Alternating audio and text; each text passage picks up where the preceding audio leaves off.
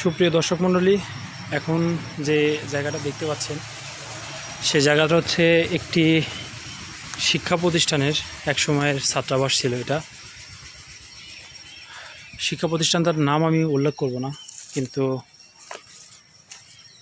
একটা সময় এটা ছিল হচ্ছে ছাত্রাবাস। বর্তমানে এটা পরিত্যক্ত। একটা সময় হয়তো বা এই জায়গাটাতে হাজার হাজার ছাত্রের পদচারণা ছিল, তাদের পায়ের পদচারণা ছিল এখানে, কিন্তু এখন সময়ের পরিক্রমায় এটা হচ্ছে পরিত্যক্ত। ওই ভিতরে আরও অন্ধকার, এখানে সাপখোপের ভয়।